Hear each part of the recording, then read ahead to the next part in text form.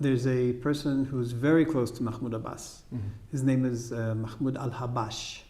He was appointed by Mahmoud Abbas to be head of the Sharia courts and to be, in addition, also his personal advisor on Islam. Very close to him. He still today gives almost all the sermons on Palestinian television for many, many years. So he is the voice of religion in the Palestinian Authority. And by the way, in the PA you can't separate between religion and politics because it's a very religious society, one of the most religious Muslim societies. 98% or so in polls in recent years say that religion is important to them. Now, what did he say on Palestinian TV? He was talking about the conflict. He said, there's nothing new in this conflict. This is the historic conflict between good and evil, truth and falsehood, and the friends of Allah and the friends of Satan and the devil.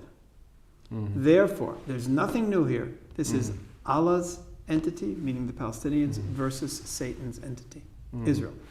Has nothing to do with territory. That's what he said. This is not a new conflict. This is history. In other words, what he's saying here, and this we've heard many times, Israel and the Jews are connected to Satan and the devil, and therefore Israel is he actually, I'm sorry, the word is not entity, Satan's project. It's Allah's project versus Satan. Israel is Satan's project. Now, that is the ultimate religious conflict, coming from someone who was appointed by Abbas, who's been in this position for years. Before then, he was minister of religion from Abbas.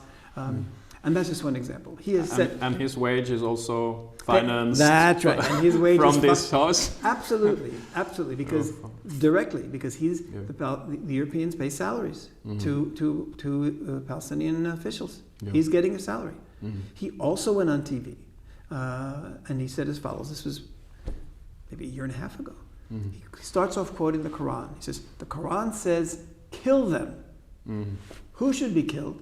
He says, why does Allah say kill them? He says, because Allah does not like the transgressors. Who are those transgressors who you should kill? And then he says, if someone attacks your land, your homeland, your rights, your family. Now, he lists 10 things, all of which the Palestinian Authority and he accuse Israel of doing. They say we've taken their land, they say we've taken their homeland, they say we've taken their rights. He says, if anyone does these things, you have an obligation to fight them and you can kill them. And then he even adds another quote from the Quran. And he says, as the Quran says, kill them wherever you find them. That is literally an invitation to murder every Israeli everywhere, coming from the top religious authority, an advisor to Mahmoud Abbas. And you're telling me it's not a religious war? I'll give you one final proof it's a religious war. Every terrorist who attacks and tries to kill an Israeli or does, or a suicide bomber, 100% of them are defined by the Palestinian Authority as shaheed. What's a shaheed? A shaheed is someone who died for Allah. You can only be a shaheed if you're doing something that Allah wants of you.